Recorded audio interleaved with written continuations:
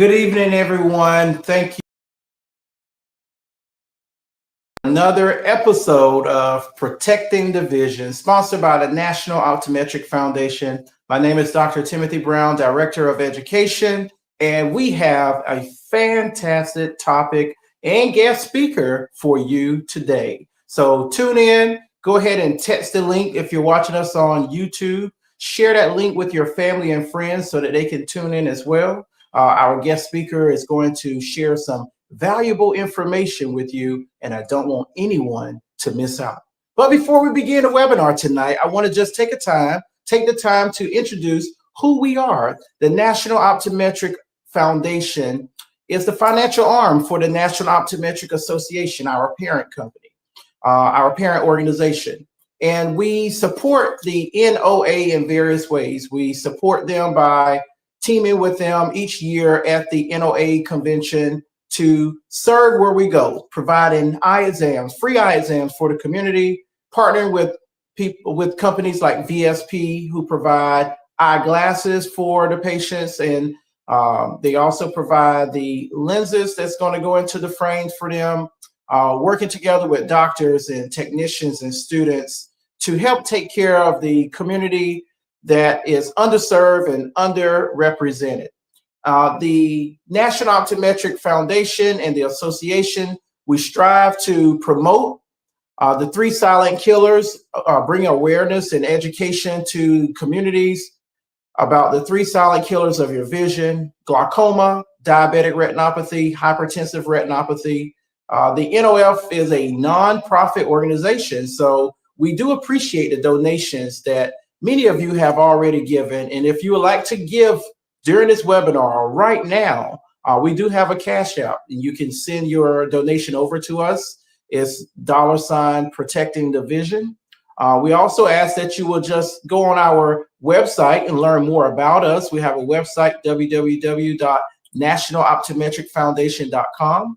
And we're on Facebook. We ask that you go and like our Facebook page, and so that you're knowing when the next webinar is coming, and you can let your family and friends know. We're under the National Optometric Foundation, as well as our YouTube channel, where we have this webinar and previous webinars posted so that you can share with family and friends, and you too can watch and be educated from our fabulous guest speakers that we've had in the past.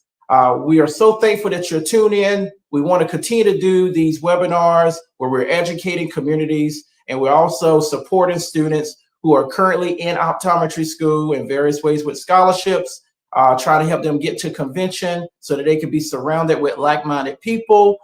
They can also get support that they need while they're in optometry school, and supporting students who are thinking about going into optometry as a career.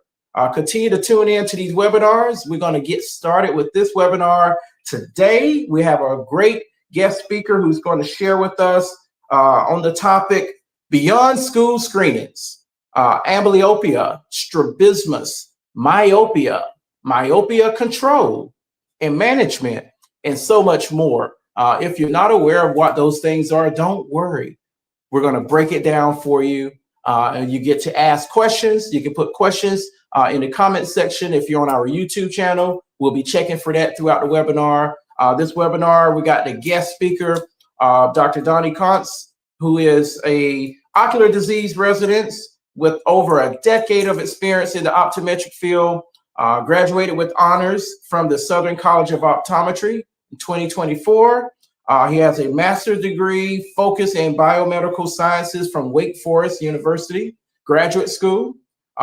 He's skilled in Spanish interpretation, and he has a passion for education, research, management of complex cases. And we are excited to have him on with us today. Dr. Kontz, if you can come on the webinar, we are so excited to have you on. Thank you for being with us.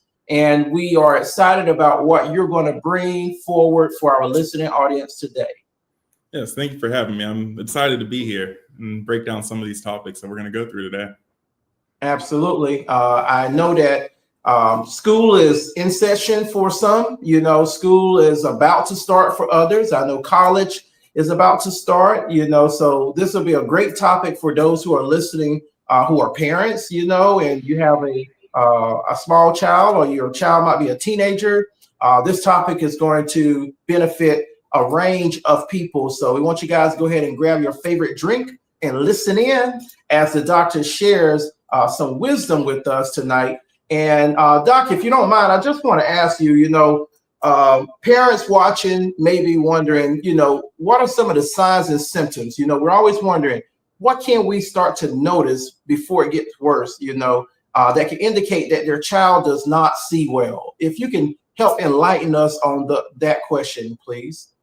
Yeah, so I guess in my experience as an eye doctor, a lot of times when I see a patient or a child in particular, they will come to the exam because they failed a school screening. And most of the time I talk to the parents, I'm like, have you noticed anything with the child? Did anything look weird or something? And they oftentimes don't know what to look for. So I wanted to kind of break down what to look for when you have a kid.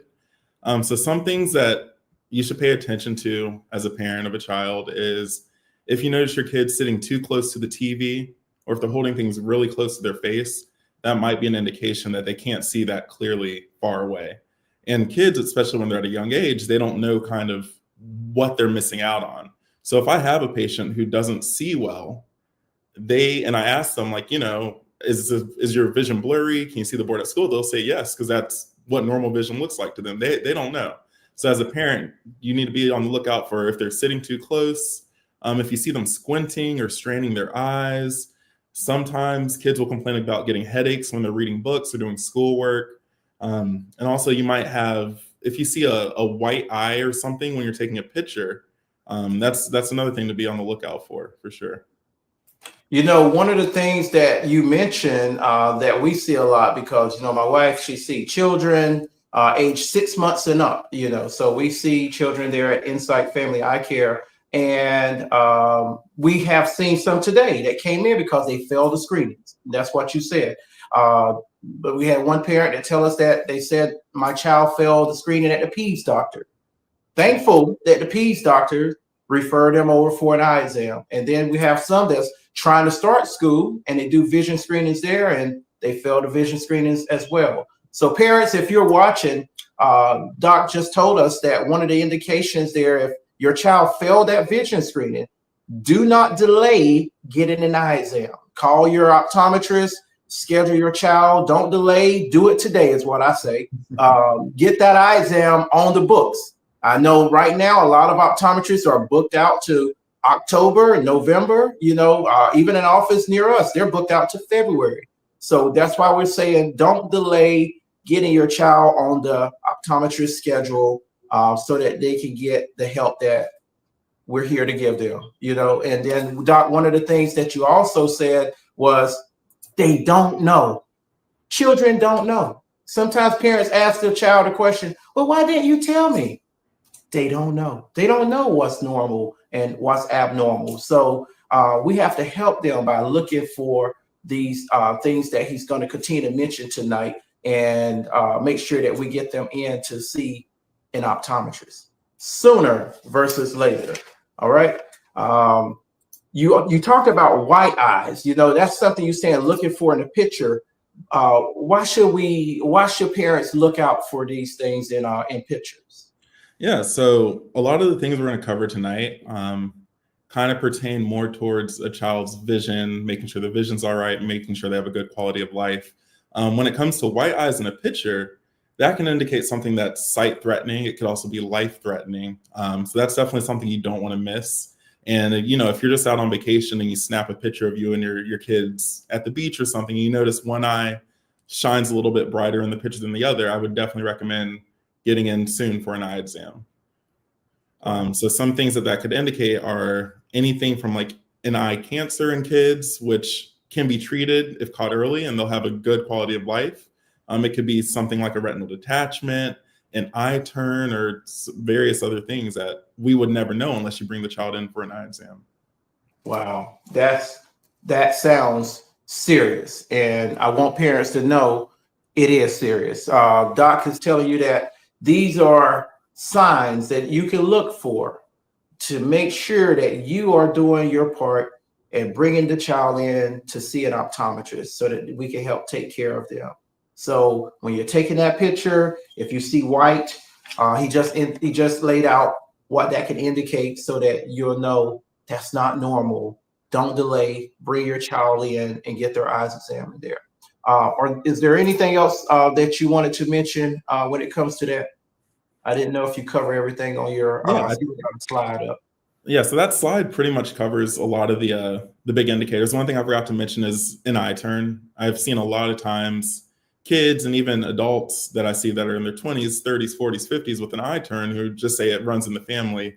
And there are some things that we can do as optometrists to try to treat the eye turn and make it a little bit better, a little less noticeable. And I feel like that is something that's never really not well known in the community.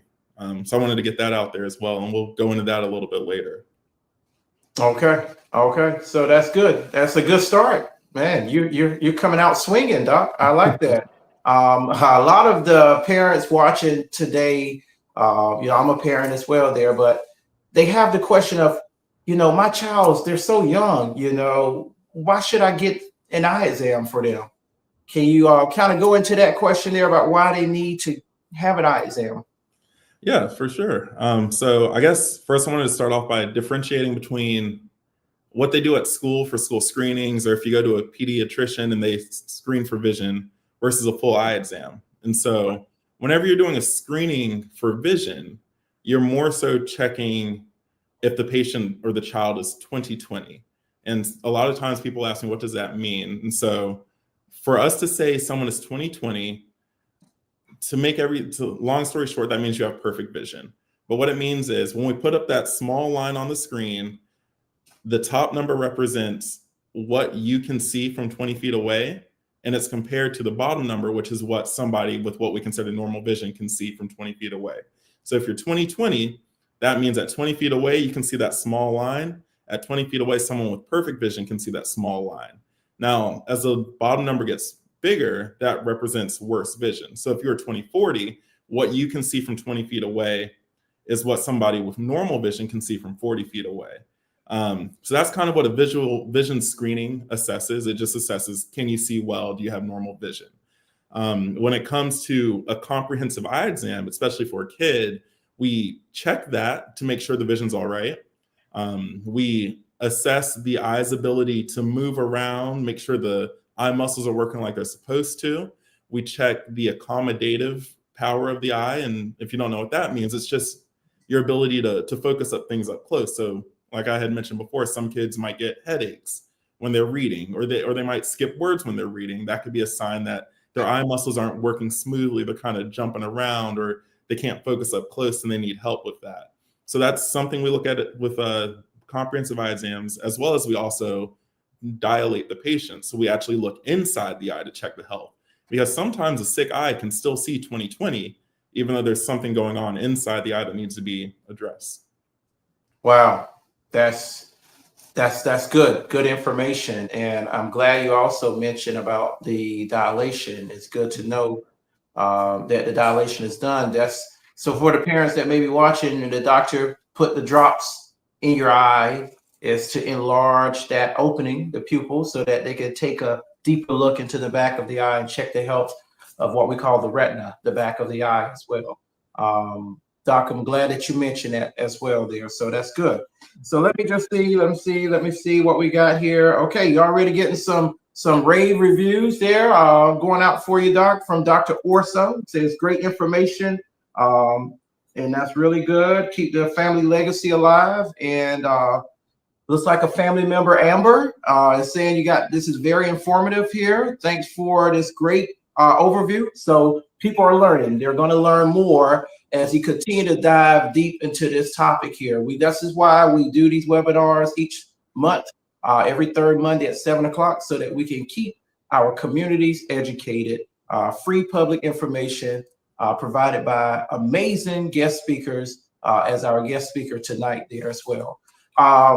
So sometimes parents ask us, Doc, when they come into the office, what do these numbers mean? You're saying this is my child's prescription, but what do this first number or this middle number and the last number indicate? Can you kind of break that down for our listening audience today? Certainly. So The number, there's a correlation between that 20/20 number, 20/40 number, which is what we call your visual acuity, or how well you can see, with the number on the prescription. So it's kind of a secret between eye doctors, but coming into an exam, we can kind of guesstimate what your vision is based off of your numbers. And so when we look at the numbers, there are two big differences. The first thing, and this applies to both children as well as adults, when you have your prescription, if your number has a plus in front of it, that means that you are farsighted. And when we say farsighted, it means you see well far away. Up close, you can have some eye strain. That's where kids can get some of the headaches with schoolwork. If your number has a minus in front of it, it means you're nearsighted. So it means you can see well at near, you're nearsighted. Far away, your vision's blurry. That's when you have a minus number. Now, the second and third number kind of correspond to what we call astigmatism. And so astigmatism to the eye doctor means that the eye isn't perfectly shaped. In an ideal world, the eye will be shaped like a soccer ball or a basketball. When it comes to astigmatism, your eye is more shaped like a football. What that means to the patient is that because the eye is not perfectly shaped, when light hits your eye, it doesn't focus directly in one point. And so when you look at an F or a P, they can look similar because it's just ever so slightly blurry. Or you can look at a C or a G, they might get a little mixed up as well. And then one thing that patients will definitely complain about with astigmatism is that when they're driving at night or looking at headlights or something, they'll see kind of streaks or problems with glare. So those last two numbers represent the astigmatism of the eye. Wow. Wow. Doc, I didn't know you're going to be dropping all these golden nuggets tonight. Man. You are really putting it down. I appreciate you for sharing that education with our listening audience there. And I know one of the things that you probably could help enlighten them on that is going on in every household if you have children, because they become teenagers, and then teenagers start to want to drive. They want to get behind the wheel. Well, in order to get, all of that stuff legalized, you got to also have a vision screening at the DMV. You go in there for your driver's license. You say, oh, my child, they see okay, but they failed the vision screening when they went to the DMV. How can that be? Can you talk a little bit about that to enlighten us? Yeah, certainly. So this goes back to what we were saying in the beginning, where a lot of times, especially if someone hasn't had an eye exam or it's been years, they don't know the vision that they're missing out on. And so when it comes to the United States with your driver's license, the vision screening, like I mentioned, goes off of the 20 whatever number, your visual acuity, how well you can see. And so the cutoff in the United States is you have to be able to see 20/40 or better with both eyes. And so you might have someone who's like 20/50 or 20/60, and to them, it's blurry out in the distance, but everybody sees like that. Or there's a lot of glare at night. Everybody has that. They don't realize, what they've been missing out on. And so a lot of times I'll have kids who haven't had an eye exam, or maybe they got glasses a few years ago but never wore them, and they go to get that driver's license, they fail the screening because their vision's not better than 20/40. And so as eye doctors, what we do is we give you either eyeglasses or contact lenses, and our goal is to get you to see 20/20, which we consider perfect vision, or better with the prescription that we provide. Wow. That's good information. Thank you for, just enlightening the listening audience about that. And also, sometimes we get asked, we were asked this probably 2 weeks ago and last week, when is it a safe time? Because sometimes children are wearing glasses and the glasses help them see well, but they start playing sports and they want to wear contacts. Is there an appropriate age when a child should be able to wear contacts? When can they start to wear contacts? Have you experienced that with your office? Yeah, so I've definitely experienced that. I get asked that question a lot of times. And my loose rule is somewhere between preteen to teenage years. But my guidelines for the parents, there's a couple of things I like to look at. One is it the child that wants the contact lenses, or is it the parent? Because the kid has to be motivated to want to get the contact lenses in, to take care of them, because contact lenses are a medical device that we're sitting on the eye. So I need to make sure that it's not mom and dad putting the lens in, because if the kid's at school and the lens falls out, or if they get a infection or something behind that lens, are they going to be able to handle it themselves without the parents following behind them? On that note, the other thing I look for is, and I ask the parents this, I say, is your child clean? Do they have good hygiene? Because once again, one of the rules I'm established with my patients is whenever you're handling contact lenses, make sure you're washing your hands, you're drying them before you touch your eye. I don't want to give somebody a contact lens that they're going to put on their eye if they don't wash their hands. Or, I'm sure you can imagine if you've ever seen a basketball game, an athlete might lose a contact and they might just squirt a little water on it and rub it in their hand and put it back in. And that's not cleanly at all. No. And so I look at those factors, but my loose rule is typically around preteen to teenage years. That's when a lot of children get serious about sports, or they start caring how people talk about them at school and looking at their appearance and things. Yes, we also, like to tell the parents, like, around home, would you say that your child is responsible? Are they picking up, are they cleaning up behind themselves, because, we want them to know that this is something that they need to be responsible for. It's like you said, when to wear it, when not to wear it, swimming in it, sleeping in them. All of those things, factor into it, and if the child is motivated versus the parent, we don't want the parent, like you said, having to put the contact lens in. And I've taught several adults and children how to put contacts in and take them out. And I always ask them, are you motivated today? That's my question. So I'm happy that you mentioned that, because if you're motivated, we're going to get through this. You're going to make it. You're going to learn, and you're going to feel confident when you finish. If you're not motivated, let's reschedule this appointment because it's just not going to be a good day. It's not going to be a good day for me because it's going to take longer. It's not going to be a good day for you because if you don't get it in, you can't leave with the contacts, So that's one of the main questions we will ask you, parents, when or if you come in or if your child comes in, if they're motivated, and then from there we can go on through. A lot of the children they're so smart that you tell them, you show them, and you have pictures there, and they pick up on it, rather quickly there. So you gave us a great intro, Doc, as far as why they should have an eye exam when they get their prescription, a copy of their prescription, what some of those numbers indicate and mean for them, some of the signs and symptoms that parents should be aware of, when it comes to their child's eye and their eye health. So I do appreciate it. One of the topics that we wanted to cover tonight is strabismus. And I wanted you to kind of break down what strabismus is and why parents should be concerned if their child has an eye turn, if you would. Yeah, so I alluded to it at the beginning. I've noticed this more and more as I've practiced out in private practice and in my residency. But a lot of times I'll have a patient that just mentions, oh, I have an eye turn, but my uncle has an eye turn, my dad has an eye turn, everybody in my family has an eye turn. It's just what we have. And so what strabismus is that's just fancy medical speak for you have an eye turn, pretty much. And so as you see on the slide, if I have a patient that's looking straight ahead, and let's say this is my left eye, the left eye wanders off, but the right eye looks straight, or then the right eye will start to wander, the left eye looks straight, or it just kind of alternates back and forth. That's what we call strabismus.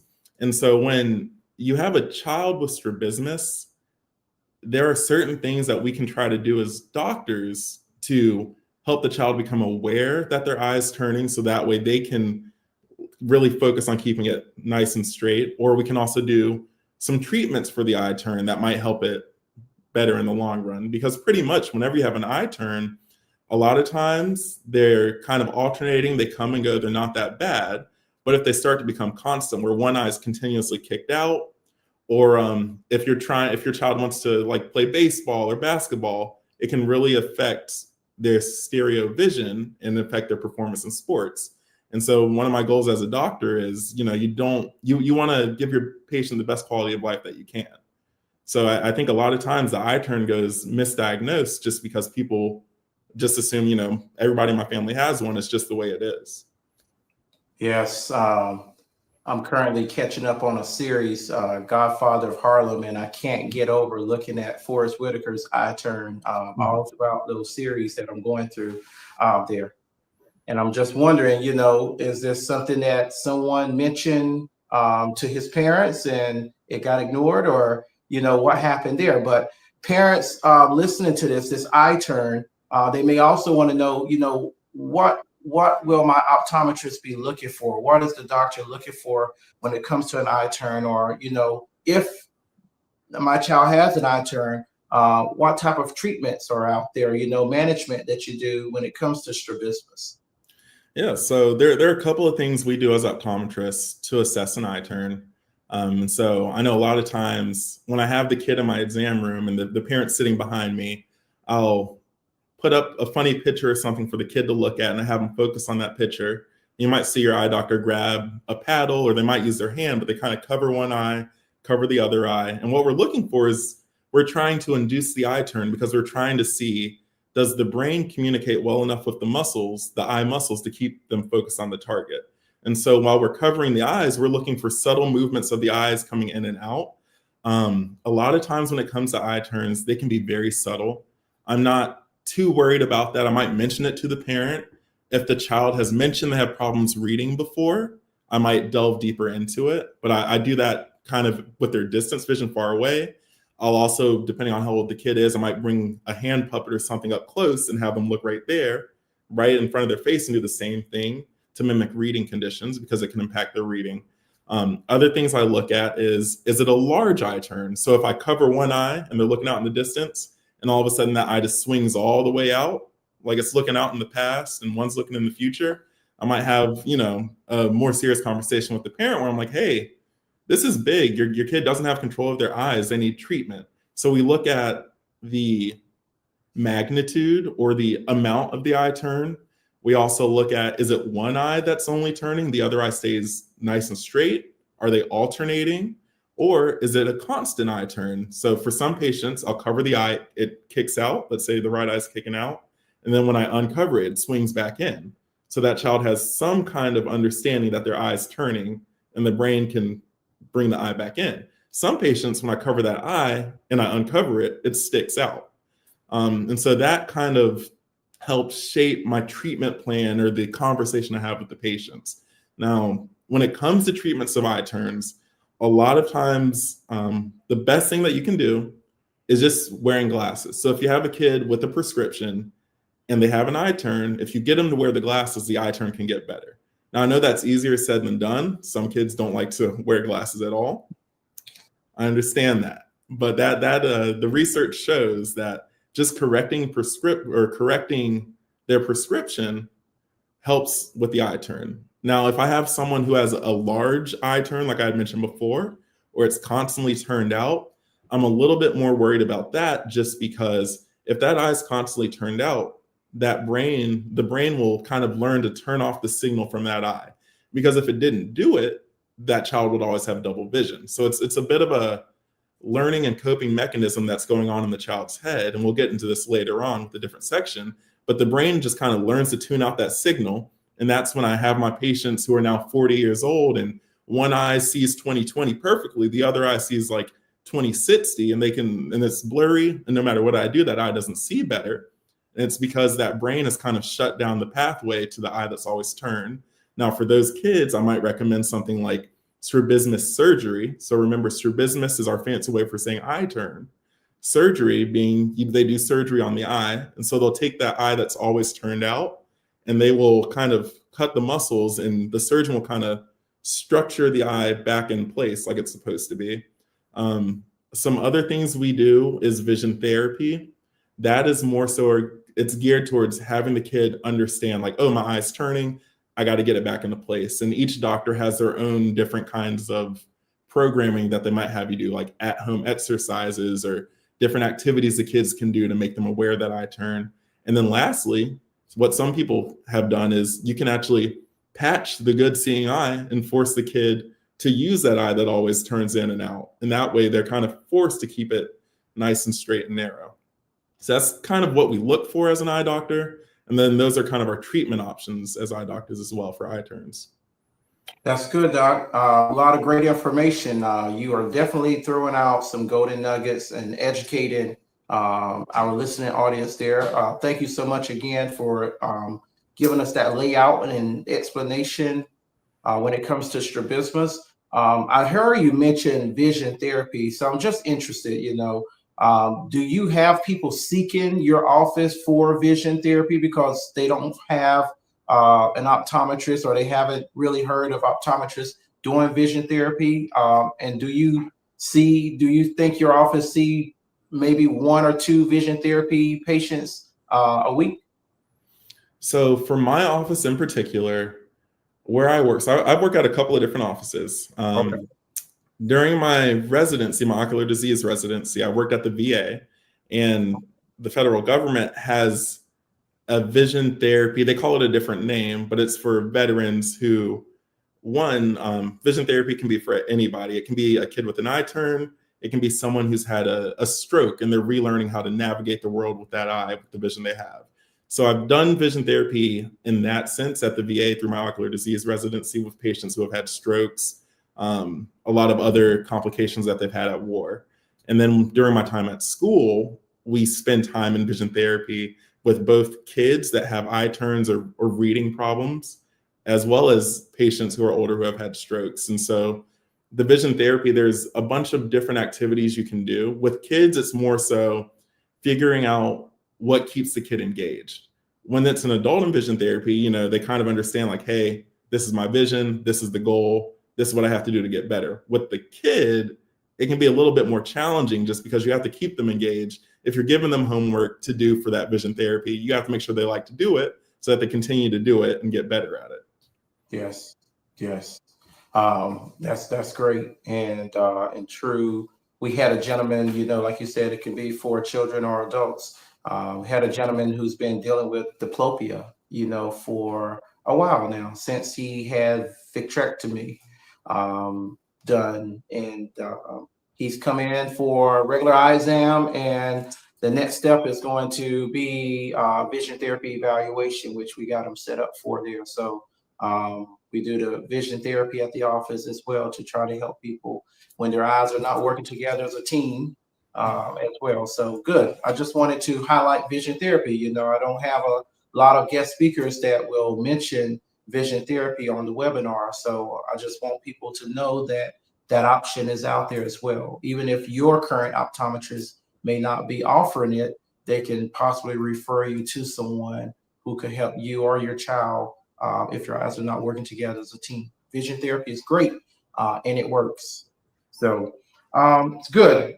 Anything else on strabismus, Doc? Because I want to dig into amblyopia, finding out what it is and helping our audience understand more about amblyopia and the difference between that and strabismus.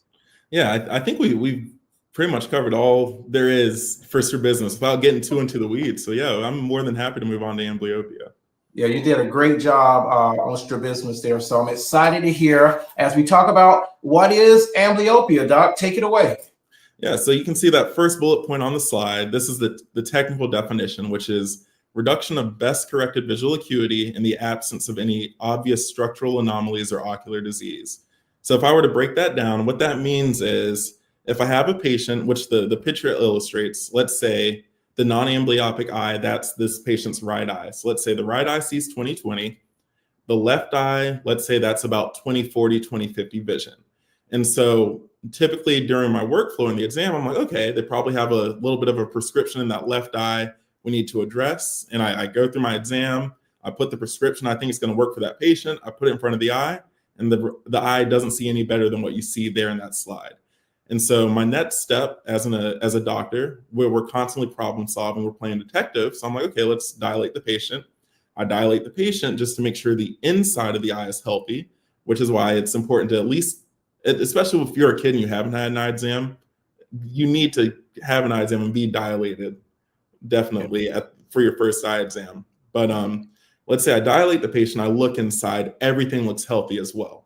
So what that tells me as an eye doctor, when I have no obvious reason for them to see poorly in one eye than the other, is that it's most likely amblyopia. And so I kind of hinted at it in strabismus because they can go hand in hand. There's a couple of types of amblyopia. There's strabismic amblyopia, which is that fancy word again. So like I mentioned, your eye turns out as a kid. The brain learns, hey, I'm seeing double. Instead of seeing double, I'd rather just shut down my vision from that blurry eye and keep that good seeing eye nice and crystal clear. That's strabismic amblyopia, because when I see that kid years down the line and I see that there's an eye turn and I get that eye to fixate straight ahead and I put a prescription in front of the eye, it doesn't see well anymore because the brain's kind of shut down the signal from that eye. There's refractive amblyopia. So these are patients who have certain prescriptions that have been shown to be risk factors for the development of amblyopia. So they can be really nearsighted, or the minus number in the prescription can be really large to the point where every time they look out into the world, everything's blurry. So the brain never forms those good signals to say, hey, this is a clear crystal vision. We're just going to start shutting things down. Or they can be really farsighted. So everything up close is so blurry that the brain starts shutting things down. You can have one eye that's shut off. You can have both eyes that shut off. But pretty much the main takeaway is the eye itself is perfectly healthy, but the signal from the eye to the brain has been weakened or dampened. So that's kind of what amblyopia is. And a lot of people will say in my chair, they'll say, I have a lazy eye. I had an eye turn, the eye doesn't see well, it's a lazy eye. And so that's kind of one thing I wanted to highlight with this community is that, you know, if we catch it early enough, there are things that we can do to help treat that or prevent it. Wow. That's crystal clear. The picture is there. You can see one eye, the tree is blurry, and the other eye, the tree is nice and clear. And you broke that down, and you even told us the different types of amblyopia there, you know, and how it happened and things of that sort. So that's really good. Is there something that parents can look for when it comes to amblyopia in their child? Yeah, so the main takeaway that I had during my time at optometry school is, especially if you have a baby, as you can see, that second bullet point kind of hits this key information that the brain forms its signaling pathway with the eye. It roughly becomes concrete between the ages of 7 to 9. And so as a parent, if you have a child who is younger, and if you think back to some of those things I had mentioned earlier, they sit really closely to the TV, they squint a lot, things like that, that might be an indication. Another indication, which I didn't include in that slide, is especially if you have a baby and you cover one eye and that baby starts screaming and crying and starts throwing a tantrum, and you cover the other eye and they don't care that much, that can be a big indicator, because what's happening is if you cover that good eye, everything that the baby sees is now blurry. And so they start freaking out. And that can be a sign that we might often miss. We might just think, oh, the baby's just having a temper tantrum. They just need a nap time, or they're just hungry. But that very well itself can be a sign that, hey, one of these eyes isn't seeing as clearly as the other. Right. Wow. Good indication there. And would you say that the treatment management steps are similar to strabismus, or could you just let us know about those steps as well? Yeah, so a lot of the treatment and management is similar to strabismus. So the main idea behind amblyopia or strabismus is you want to stop the reliance on the good seeing eye. And so there's a group that produces a lot of studies that we as optometrists follow, and this acronym is PDIG. I think it stands for like Pediatric Eye Disease Investigator Group, something like that. And they're constantly putting out new studies telling us like, hey, if you patch the good seeing eye for 4 hours, well, let's go back a little bit. At first they said, hey, patch the good seeing eye all day, the amblyopic eye or the weaker eye will start to get better.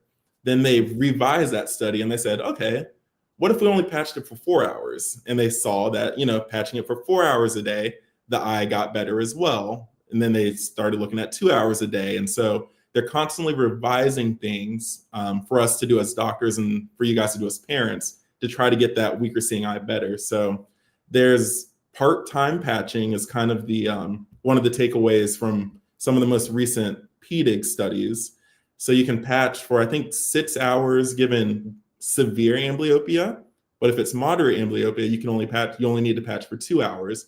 And that's kind of a discussion you would have with your eye doctor at an eye exam. Like, how long do I need to patch? Just because I understand trying to get a kid to wear a patch all day is very difficult.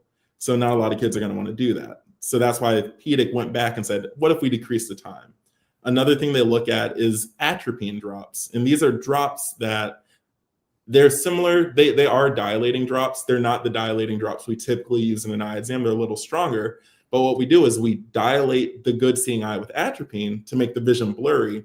And that way the brain has to use the weaker seeing eye. And that should strengthen the signal pathway with the weak seeing eye. And so I typically recommend either patching for my patients or atropine. If we've tried patching with the kid and the kid just won't wear the eye patch at all, sometimes I'll recommend atropine, and that dilates the kid. And even with that pathway, the PDIC has put out studies where at first it was using atropine every day to then just using atropine on the weekend. And all the studies have shown, as long as you get them to use that weaker seeing eye, it gets better. And I know I put out that the critical periods between 7 and 9 years old, you'll see the most improvement in vision of that weaker seeing eye if you start the treatment earlier.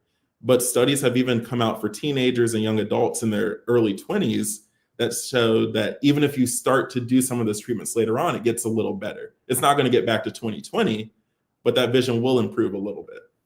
Wow, that's good. I mean, to go from, very blurry to, less blurry, that's good, for that child to have some improvement there. And the outcome and treatment, I don't know if you have any else to talk about there about the outcome of treatment there, and, indicating, hey, well, you talked about it getting better and everything there. So the prognosis is good for the patching and the atropine drops there. Anything additional that you would like to share when it comes to amblyopia with our listening audience? Maybe something I didn't ask and you say, hey, I wish you would ask that because I had something to share. You can go ahead now. Let me think. I think we might have covered most of it. So some of the outcomes, and I used to know these off the top of my head because I was given a lecture on it back in 2 months ago in Memphis. But what the study showed is that, and this goes back to the visual acuity. So think the 20/20 vision, 20/30, 20/40. When we put up a group of lines, there's like a range. So sometimes the bottom line is 20/20. The top line on that chart might be 20/50. And what the study showed is that after, I believe it was 6 months of treatment, you could expect the visual acuity, so that 20 whatever number, to improve by 3 lines. So for instance, if the amblyogenic eye, or the lazy eye, as some people say, was seeing 20/50 at the top of the screen, they could get all the way down. So we have 20/50, 20/40, 20/30, 20/25. So they could get somewhere between 20/25 and 20/30. And if you reflect back to what we had said about legal driving, the legal driving limit was 20/40. We're talking about really big impact on someone's quality of life, being able to have that much improvement just from doing the treatment. Wow, that's incredible. That's good. Well, parents, there you go. So Doc has given us a great layout when it comes to amblyopia so that you can be aware. It's out there, it exists, but there's help, there's hope. So don't let your child walk around blurry. Get them scheduled for an eye exam. I'm going to just say this right here. Don't delay, do it today. Call your local optometrist and make sure that your child is on the schedule for an eye exam. As the year goes on, we're running into holidays. October comes in, Thanksgiving come in, December come in. The offices and appointment slots are filling up. So we want to encourage you guys to get that eye exam scheduled. Schedule one for yourself as well, because we're trying to protect the vision. And we're trying to make sure that you are educated about the importance of getting an eye exam, why you should get one, when your child should go, and some of the things that you can look for as well that will indicate that your child should be seeing an optometrist sooner versus later. Doc, thank you again for a great layout in the beginning, midway there. Before we end, I want to talk about myopia. You indicated that the prescription that when the doctor give you could, indicate that your child is nearsighted. They are myopic. And I want to talk about that because sometimes parents come in and they said, hey, my child started out and the prescription was -1, and now they're progressing to like a -150 or a -2 and on to a -3. What's going on? Parents are puzzled. Can you dive into that and tell us a little bit about why myopia get worse when a child is already nearsighted? Yeah, so I think myopia is going to be one of the next hot topics when it comes to the eye field. When it comes to myopia, like you said, that is being nearsighted. So think back to your minus number in the prescription.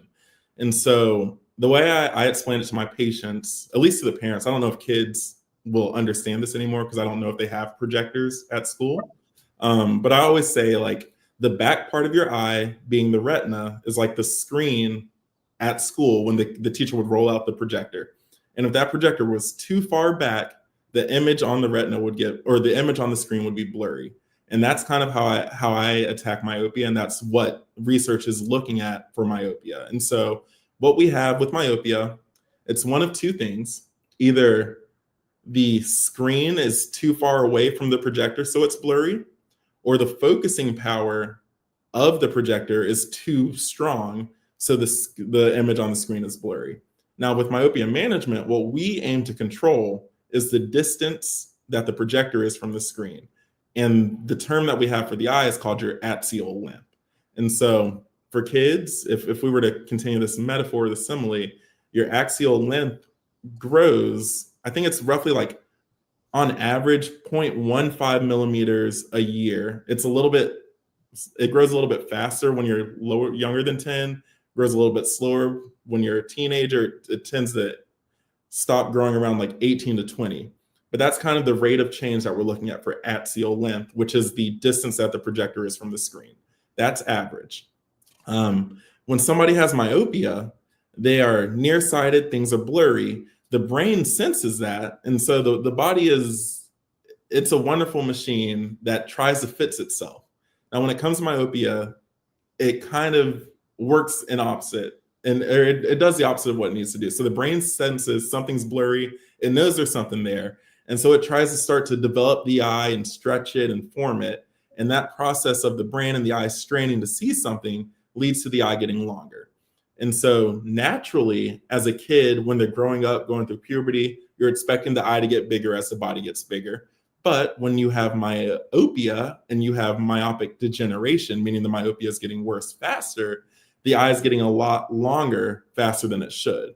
So if you think back to that roughly like 0.15 millimeters on average, someone with myopia, the length of their eye might grow by about 0.3 millimeters on average. So that's brought about by a couple of things. One is genetics, which we can't really control our genetics. The other thing, which has become a hot topic ever since COVID really, is your lifestyle or your environmental factors. And so increased near work and not a lot of time outdoors has been shown to increase the rate of myopia. And of course, during COVID, what were kids doing? They were at home, inside, looking at a computer all day. Yeah. Yes. Yeah. That changed a lot of things for people there during that time.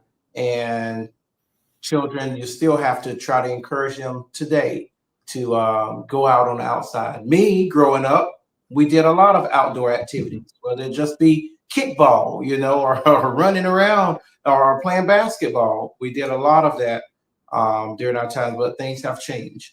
And so parents, we want to encourage you to encourage your child to go outside for a few minutes there so that they are giving their eyes a break from the digital strain, using their digital devices for several hours during the day as well there. And with myopia, with it progressing over time there, there's a term called high myopia that can be associated as the myopia continue to get worse. And we want to just talk about some of the risks, if you have that with you, Doc, to talk about some of the risks involved. Yeah, so I think so. The picture I put up on the slide, I think, has a good indication of myopia in general. So if you remember back to the beginning of this talk, I told you, as an eye doctor, we kind of have an idea how well patients see based off of how large the number is. So here we have a -1, a -3, and a -6. Now, one of the risk factors of myopia, before it even gets to high myopia, is just your child's performance in school. Because if your child's a -1, I'm assuming if they're sitting in the back of the classroom, it might be a little blurry, maybe they can't pay attention. You're talking about a -3, no matter where they're sitting, the screen's pretty blurry. And then a -6, it's like, don't even bother trying, they can't see anything. So even before you get to the -6, which I kind of think of your cutoff as high myopia, so anything above that, I'm really worried. We're just talking about quality of life here in terms of the child. We're talking about someone that's a -1 who might wear their glasses if they're going to a basketball game or football game to see, or if they're driving, that helps, to a -3 or a -6, where they're pretty much reliant on those glasses. They have to have them on all the time just to function. That's one thing. When you get above a -6 and you get to a -7, -8, -9, what happens is, as I described with the process, the eye is constantly getting larger. Now, the tissue in the eye can only stretch so much. So the longer the eye gets, the more the tissue in the eye stretches, and you start to get tears and holes in the tissue, which can then lead to retinal detachments, which I think of it, I tell my patients it's kind of like wallpaper. So you get a tear or hole in the wallpaper, and you might get by a couple of, especially if you don't have an eye exam, you might not even know. If you have an eye exam, when we dilate you and we see it, we'll let you know and say, hey, that needs to be treated. But you might have a little tear or something at the top corner of the wall of your wallpaper. Then all of a sudden one day, the rest of that wallpaper just starts peeling off. In the eye, when the retina or the wallpaper of your eye starts to peel, that's your retinal tissue. That's how we see. That's your fibers that give you vision. So for someone to be a -6, that significantly increases their risk of that tear or that detachment happening. So my job as a doctor is to try to make sure my patients don't get to a -6. By the time they're a -6, I'm just trying to look at their eyes every year to make sure that process hasn't started happening. Wow. Good information, Doc. Great information. And just as we did for the previous topics that we're talking about, what about any additional information about when it comes to treatment of this myopia and managing myopia? Yeah, so with myopia, there's once again, it's all evidence-based treatment. We look at what we can do to slow the growth of the length of the eye, so the axial length. There are a couple things that we can do. It's been shown that atropine, the same drop we use to treat amblyopia, treat strabismus, can slow the growth of the eye. So your doctor may start your child on an atropine drop. There are certain contact lenses that have a certain design that when they sit on the eye, they help to slow the growth of the eye. There's also hard contact lenses that some people really like because they function for you to kind of sleep in them overnight, then you take them out in the morning, and then the way that they're designed, your eye starts to see better throughout the day, and that way you don't have to wear the contact lenses if you don't want to. There's also glasses with a similar technology, but I don't know if any of the glasses are FDA approved in America. In Europe, they have those glasses, but in America, we have the 2 types of contact lenses. You can also do the eye drops. Now, none of these are covered with insurance.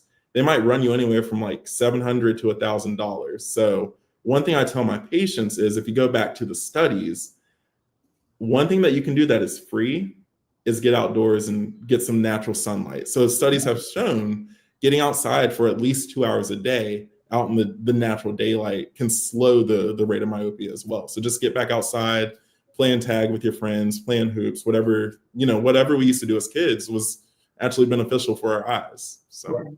Wow. So that's what we were saying. Encourage your children to get outside for a few minutes, to give their eyes a break. That's your natural remedies. Doc, is that what you're saying? Yes, that's exactly what I'm saying. Yeah. So parents, if you're watching, Doc just told you, how can you as a parent, help your child, get them outside to enjoy nature. so that they are giving their eyes a break, from the digital device use and from doing so much near work inside and everything. So outdoors, great day, great opportunity for your child to explore and give their eyes a break. Thank you, Doc, for that information. And I don't have, anything else because you did such a great job breaking it down. I mean, you laid it out crystal clear. I want to sign up for your class, man. I mean, you're a great professor. Thank you. Not only you're a great doctor, but you're a great teacher, professor, and that might be something you can do on the side right there as well, teaching. It's like, where am I going to find the hours at, Doc? But you did a great job laying it out. I don't know if there was something else that you had to share, but if you don't, I do want you to give us some words of inspiration or letting people know how they can follow you, find you, if they want to come see you, things of that sort, as we're wrapping up this webinar as well. And I'll be looking to see if we have any questions from our listening audience in the comments section. Yeah. So first off, thank you for having me on here. I love to educate. I feel like a lot of times in our profession, just in the medical profession in general, not a lot of people spend time to educate the patient. And so thank you for giving me the opportunity and the platform to put some of the knowledge out there. As far as words of wisdom, if you're a parent and you have a child and you're worried about their vision, I think even coming here is the first step is really big, just because you're learning about things to look for. You're educating yourself on what can be done if something does happen in the future. And if you're a child and you're looking towards getting into the med field or the optometry field or dental field, I think coming to these events and networking and listening and taking everything in like a sponge is something really beneficial. As far as where you can find me, I have an Instagram. It's dr.kuntz. That's my Instagram handle if you want to follow me. And yeah, I enjoy educating.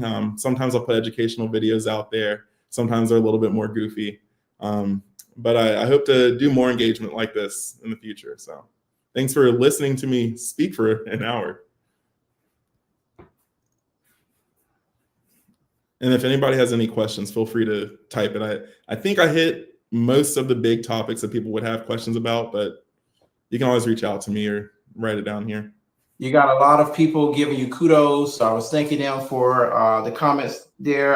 You got Vance, Eugene saying you're giving words of wisdom. You're doing a good job, so very informative from Dr. Hintz there as well. So you did a great job tonight, Doc. And I want to thank you again for being on this webinar and hope that, years down the road, we may be able to bring you back. You might have an exciting case that you want to share and talk to us about. We'll be glad to have you back on the webinar again. I hope that you'll enjoy the rest of your evening. And thank you for educating us and enlightening us on these topics here tonight. Awesome. Thank you very much. Yes, sir. There you go, folks. Another great webinar here on protecting the vision. Doc did a great job laying out information about beyond school screenings, amblyopia, strabismus, myopia management, and so much more. He did a great job breaking it down. I hope that this was an informative webinar for you, your family, and that you'll share this with a friend so that we can continue to educate communities around the globe. My name is Dr. Timothy Brown. I am the Director of Education for the National Optometric Foundation. Our foundation is a nonprofit foundation supporting the NOA, and we want to continue to do these webinars. Thank you to those who continue to support us. We have a Cash App, $ Protecting the Vision. If you too would like to donate to us, we also have a website that you can go to learn more about us and the board members and the things that we continue to do and see photos as we're out supporting the NOA with eye exams as we go across the US of A for each year during the NOA convention. We're on Facebook and we have a YouTube channel. You can check us out, follow our channel and our Facebook page to continue to see webinars as this. We want to thank those who continue to support the foundation. We want to ask that you continue to help us mentor young minds and support our students who are in optometry school and thinking about going into optometry. We want to support them as much as we can there. And if you want to be a part of our team, be a part of the board, there's room for us to grow, and we welcome you with open arms. Just send us a message below. It's been my pleasure to bring another episode of Protecting the Vision. Looking forward to seeing you guys next month as we bring on another great speaker on a different topic. Hope you have a great evening, and I'll see you on the next webinar.